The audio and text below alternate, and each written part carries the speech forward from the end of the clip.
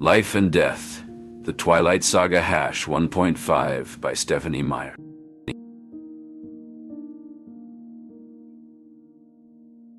New Beginnings. Beau Swan's introduction to Forks High School was an intriguing mix of the unremarkable and the enigmatic. The sleepy town's dullness hung heavy in the air, but Beau's interest was piqued the moment he set eyes on Stephenie Cullen. Her beauty was ethereal, and her distant manner only added to her allure. As Beau made his way through the school's corridors, trying to commit the layout to memory and ignore the curious glances sent his way, he couldn't shake the feeling of being an outsider.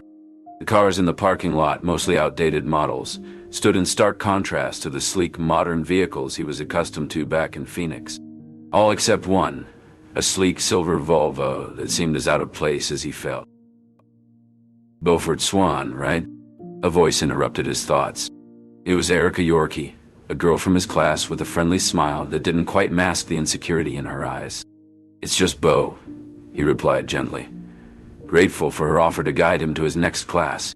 Erica's eagerness to help seemed to stem from a desire to be noticed and included, something Beau understood all too well. But it was Stephenie who truly captivated his attention. Their encounters were fleeting and perplexing. One moment she was cordial, the next she wore a silent, brooding expression, as if she held a grudge. When she moved with inhuman speed to save him from an accident, Beau's world shifted on its axis. How could she move like that? And why was she so irritated with him afterward? Their biology class became a turning point. Stethenie's knowledge of mitosis was impressive. Her eyes darted across the microscope slide, instantly recognizing each stage. Beau observed her in awe, his mind swirling with questions about this girl who defied logic. Their eyes met, and for a fleeting moment, Beau thought he glimpsed something more behind her guarded exterior, a silent invitation into her world, a world he was beginning to suspect was as intriguing as it was perilous. Stethenie's behavior continued to fascinate and confuse him. At times she seemed amused by his presence, her eyes sparkling with a hint of mischief. But then, in an instant, her mood would shift, and she would become guarded and distant, her eyes cold and her body language closed off. It was as if she was fighting an internal battle, torn between her attraction to him and some unseen force that pulled her away. As the day drew to a close, Beau's thoughts remained fixed on Stephenie. Lying on his bed, staring at the ceiling, he replayed their interactions in his mind. Her graceful yet swift movements, the intensity in her eyes, and the protective instinct she had displayed during the accident, all pointed to something extraordinary. Beau knew that Forks held secrets, and Stephenie Cullen was at the heart of them. As the rain tapped gently on his window, he made a silent promise to uncover the truth, no matter the consequences. The mystery deepens. After the incident with the van, Beau found himself inexplicably drawn to Stephenie. He sought her out during lunch, hoping to express his gratitude once more. Spotting her alone with a book, he approached, and they quickly delved into a conversation about their shared interests. As they talked, Beau couldn't help but feel there was much about Stephenie he still didn't understand. Their bond grew as they spent time together, discussing various topics from books to music. Yet, despite their closeness, Beau sensed Stephenie was holding back parts of herself.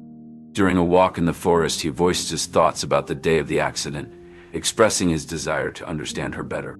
Stethenie's response was gentle but guarded, urging him to accept the mystery that surrounded her.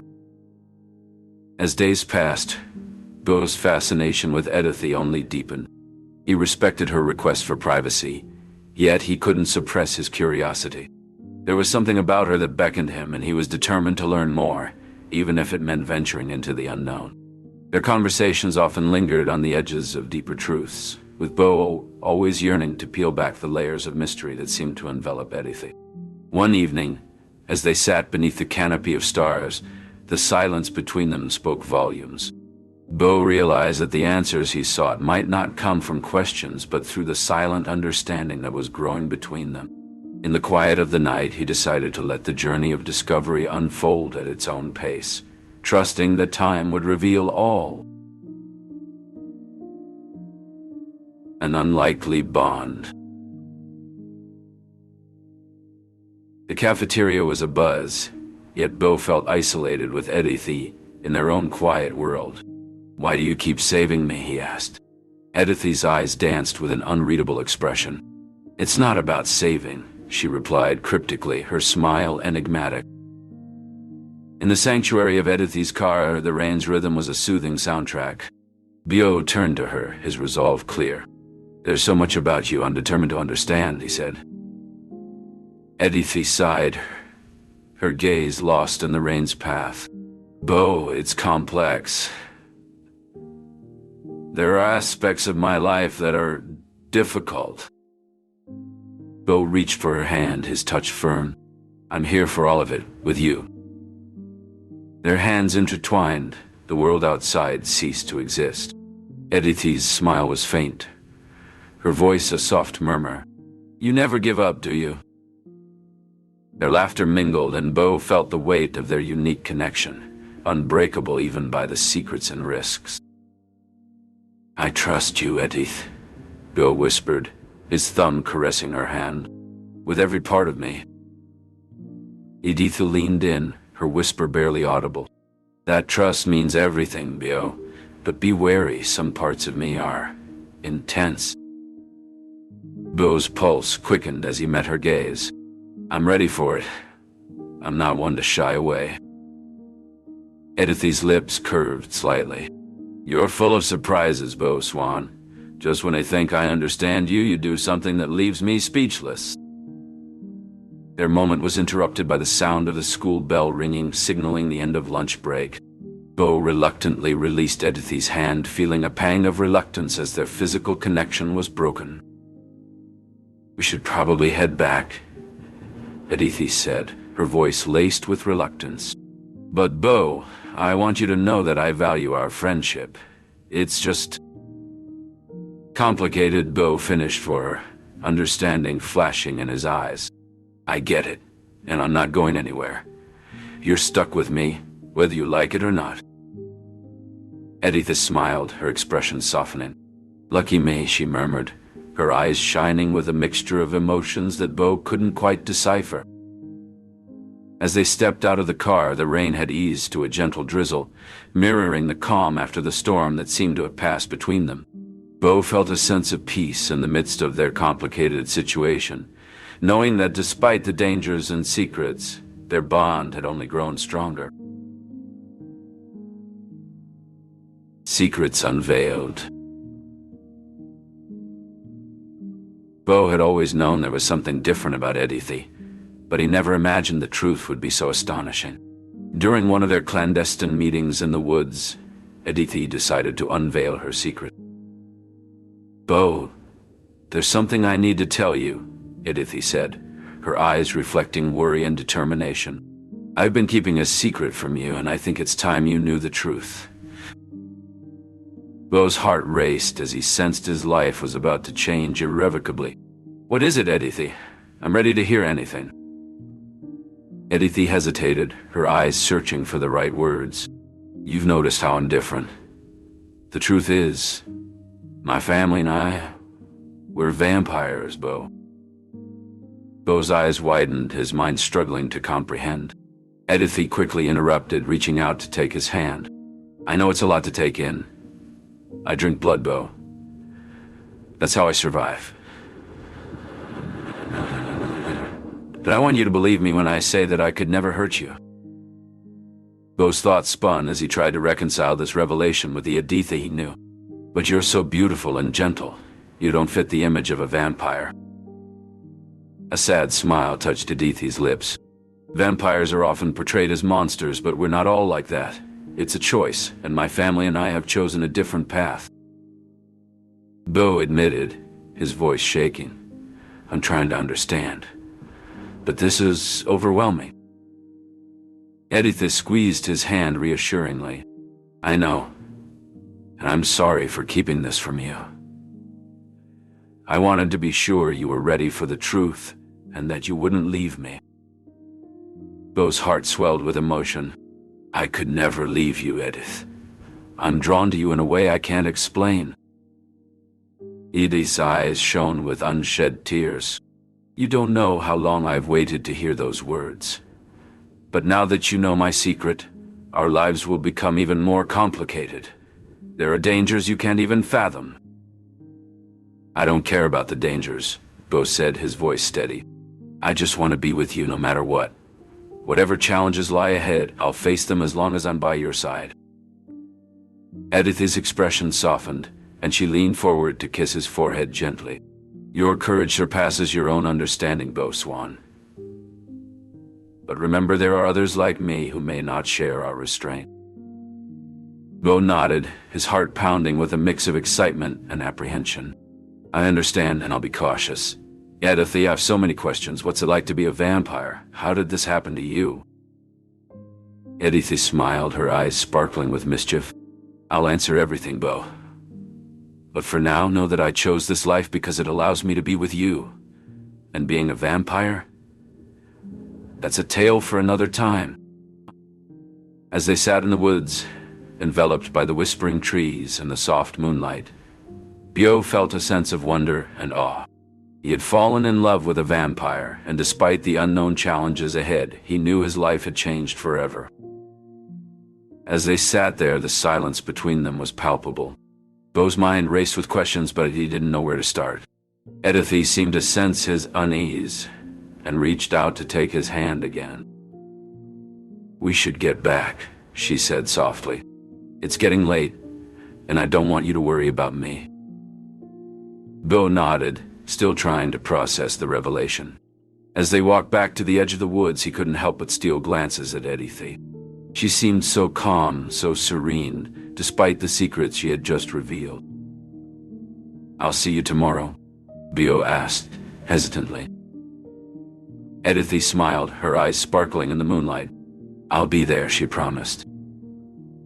As they parted ways, Bo felt a sense of trepidation wash over him. He knew that his life would never be the same again, and he wasn't sure if he was ready for the consequences of loving a vampire. But one thing was certain. He couldn't imagine living without Edith by his side. Love amidst danger. I stood nervously in the Cullens' living room, surrounded by Edith's family. Corinne, Ernest, Archie, Jessamine, and Eleanor all gazed at me with warm smiles. I felt a mix of emotions, shock, nervousness, and gratitude, as Edith introduced me to her family. Bo, this is my family, Edith said, her voice gentle. Corinne, Ernest, Archie, Jessamine, and Eleanor. I nodded awkwardly, trying to remember their names. Corinne stepped forward, her eyes sparkling with kindness. It's lovely to meet you, Bo, she said, extending her hand. I shook it, feeling a sense of relief wash over me. The rest of the family followed suit, each one welcoming me with open arms. As we chatted, I noticed the subtle glances exchanged between Edith and her family members. It was as if they were communicating without words.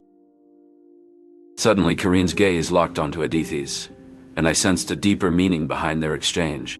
Edith nodded slightly, and I realized that she was confessing her love for me in front of her family. My heart skipped a beat as I processed this revelation. I felt a rush of emotions, surprise, gratitude, and a sense of reciprocated feelings. Edith's family seemed to understand the weight of this moment, and they smiled at me with warmth and acceptance. Edith has told us so much about you, Bo, Corinne said, breaking the silence. We're glad to finally meet you. As we continued to talk, I couldn't help but notice Edith's struggles to resist her vampiric nature. Her eyes clouded over for a moment, and I knew she was fighting an internal battle. I'm sorry, I said, reaching out to take her hand. Edith's gaze met mine, and I saw the sincerity in her eyes. I've found a different path now, she said softly. One that allows me to coexist without harming others. I choose to live differently, Bo, and that choice includes you.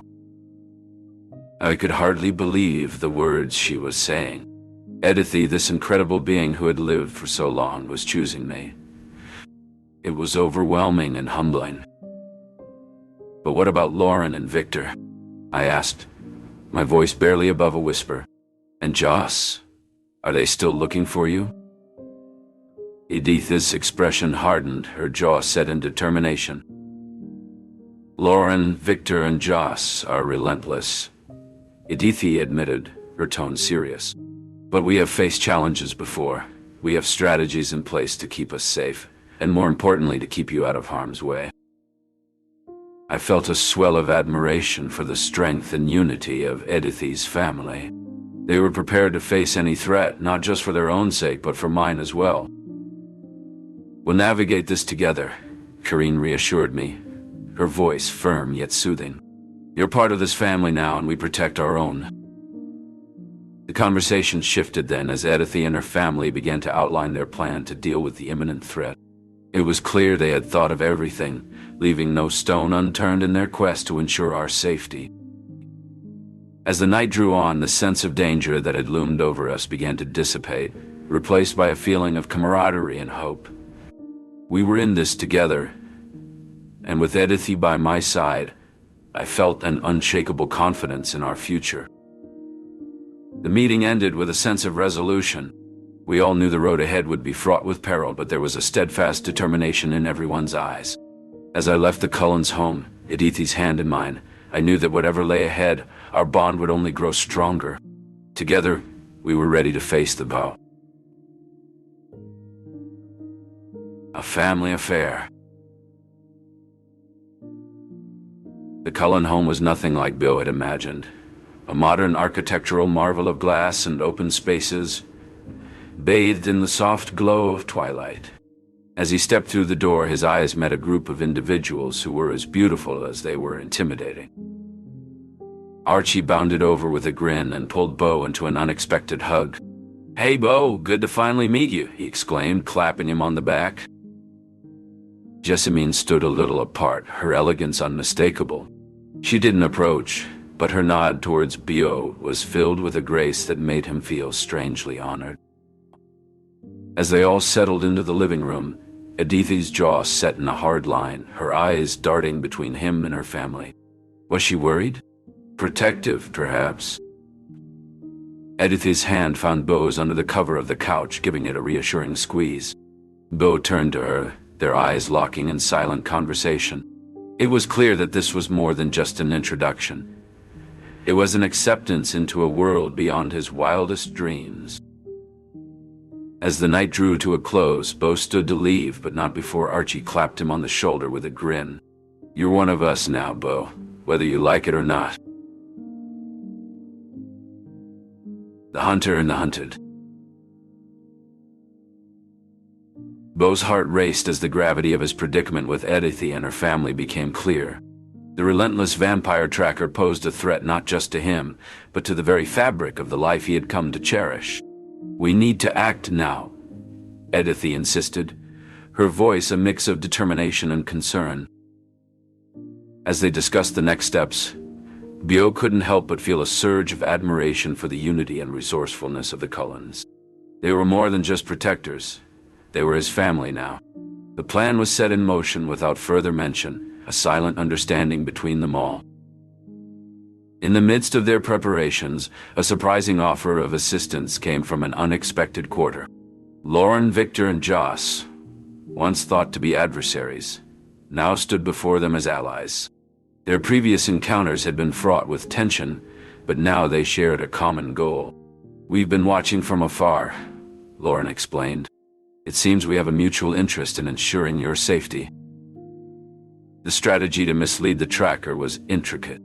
Karine, acting as a decoy, would lead the tracker on a wild chase across the region, while Jess, Royal, and Ernest formed a protective barrier around Bio, shielding him from any prying eyes.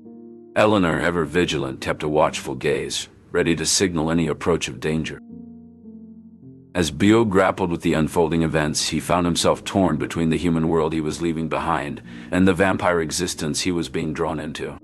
Each moment with Edithi deepened his resolve, yet the fear of the unknown clawed at his mind. He was no longer just a bystander. He was part of a world where the stakes were life and death. The alliance with Lauren's group brought a new dynamic to the situation. Their presence was a reminder that the vampire world was not monolithic, and that alliances could be as fluid as they were fragile. Beau's connection to this world was becoming more complex, and with it, his understanding of loyalty and survival. As night fell, Beau prepared to enact his role in the elaborate ruse. His pulse quickened with anticipation, unsure of what the night would bring, but resolute in his trust for Edithy and her family. The darkness seemed to close in around him, a reminder that this was a world where the lines between life and death were constantly blurred. As he took a deep breath, preparing to face whatever lay ahead, he felt Edithy's hand on his shoulder, a gentle reassurance that he was not alone in this fight. Together they would navigate the treacherous landscape of the vampire world, their bond growing stronger with each passing moment. A new dawn. Beau awoke, met with a set of burning red eyes. They belonged to Edithy, who stood by his side. "You're going to have to fight it, Beau," she instructed, her voice filled with concern and determination. Beau nodded, steeling himself for the battle ahead. Edithy stayed by his side, guiding him through the challenges of his new existence. She taught him how to hunt animals for blood and how to control his urges around humans. As the days turned into weeks, Beau adapted to his new abilities and the rules that governed his kind. He continued his education, his enhanced memory allowing him to absorb information with ease. One night, as Beau gazed up at the starry sky, he felt a sense of peace amidst the turmoil. He realized that his transformation had given him a new purpose and a deeper understanding of himself.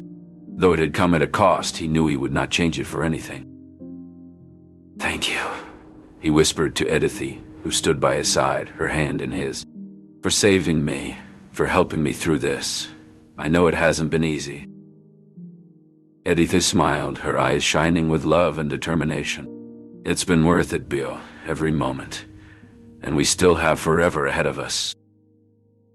Beau knew she was right. Together, they would face the challenges of their unconventional relationship and the dangers that came with being vampires.